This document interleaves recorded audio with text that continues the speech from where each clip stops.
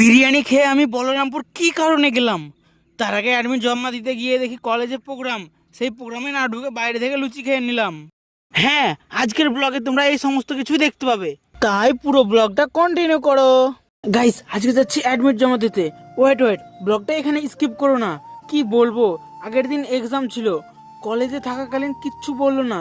যখনই কলেজ থেকে বাড়ি আসার জন্য ট্রেনে চলে আসি পীরতলা, তারপরেই এসএমএস ঢুকছে যে অ্যাডমিট জমা দিতে হবে। কিছু বলার নেই ভাই, আগে বললে সেদিনই জমা করে দিতাম। মানে আমাকে কি প্রতিদিনই কলেজে আসতে হবে নাকি? আর তোমরাও তো কলেজ ব্লগ দেখতে দেখতে পুরো বোর হয়ে গেছো, কিন্তু কিছু করার নেই গাইস, দেখতে তো হবেই। কি আর করার, জমা তো দিতেই হবে, চলো। আর আজকে শুধু আমি একাই যাচ্ছি গাইস, আসলে বাকি বন্ধু যারা ছিল ওরা জমা করে দিয়েছে। আর একটা বন্ধু বাকি ছিল, ওকে কালকে রাত্রে ফোন করে বলেছি, ও যাবে বলেছিল, কিন্তু সকাল থেকে ফোনে পাওয়া যাচ্ছে না। তো যাই হোক, একাই যেতে হবে, চলো।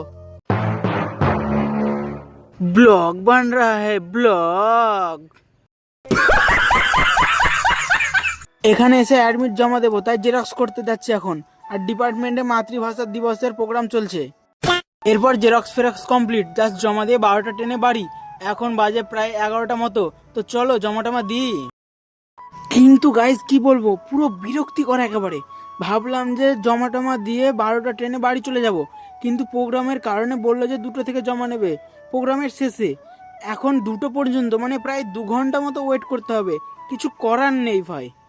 আর শোনো, যাকে আসার জন্য সকাল থেকে ফোন করেই যাচ্ছি, সে এতক্ষণে মানে প্রায় 1টার সময় কল ব্যাক করে। কি বলবো ভাই, আসলে ওর মামার ছেলে নাকি নিখোঁজ, তাই বিজি ছিল। তো সেটা তো জানাবে আমাকে কলটা রিসিভ করে, তাও জানায় না। তো বেকার রুমে না বসে ভাবলাম একটু খিদেও পেয়েছে, তাই খাওয়ার দিকে যাওয়া যাক, চলো।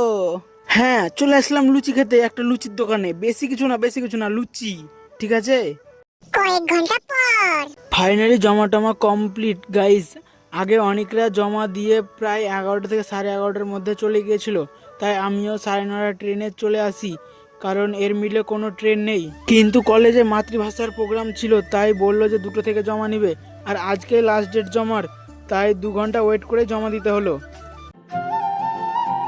এরপর আবার হেঁটে চলে আসলাম স্টেশনে, ট্রেন ধরে রওনা দিলাম বাড়ি। আরে দাঁড়াও, প্রতিবারের মতন ব্লগটা এখানে শেষ না।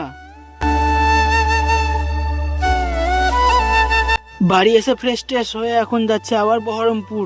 ভিডিওটা কন্টিনিউ করো, সব জানতে পারবে। তার আগে বিরিয়ানিটা সাবার করি। হ্যাঁ, যেমন তেমন কিছু না, বিরিয়ানি।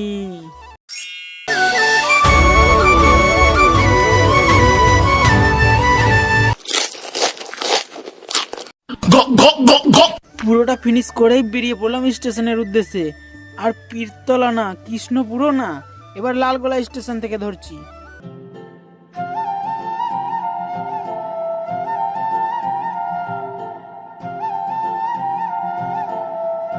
স্টেশনে চলে আসলাম, এসেই এরকম একটা ব্যাগে মোটরটা নিয়ে বসে গেছি একদম জানালার পাশে। লালগোলা টু বলরামপুরের টিকিট এবং ওই মোটরটাকে সঙ্গে নিয়ে চললাম বলরামপুরের দিকে। ফাইনালি বহরমপুরকে পিছনে ফেলে নেমে পড়লাম নিউ বলরামপুর হল্ট। টোটোতে চেপে হাইওয়ে ধরে পাড়ি দিচ্ছি বকুলতলার উদ্দেশ্যে, কারণ বকুলতলায় মোটর ওয়েডিং করে ওই কাকুর দোকান। A few moments later.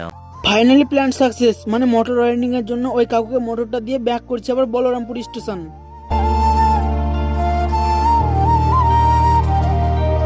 স্টেশনে পৌঁছে আবার একটা টিকিট কাটতে হবে গাইস, লালগোলা যাওয়ার জন্য। লালগোলার জন্য টিকিট কেটে নিয়ে পাঠিয়ে দিচ্ছি লালগোলা, আর খুব তাড়াতাড়ি পৌঁছেও যাব Lalgola. Just wait and watch. Finally এরপর আমি এখন আমার বাড়ি যাচ্ছি না গাইস, আমি যাচ্ছি আমাদের সেই দোকানে, কারণ এখন মাত্র প্রায় 8টা 8:30 মতো বাজে, এখনো বাড়ি যাওয়ার টাইম হয়নি। তাই গাইস, অনেক তো হলো, এখনই টোটো থেকে নামলাম, দোকান ফোকান যাচ্ছি। ভালো থাকো, সুস্থ থাকো। আর আজকের জার্নিটা এখান পর্যন্তই। খুব শীঘ্রই দেখা হবে নতুন একটা ব্লগ নিয়ে। বাই।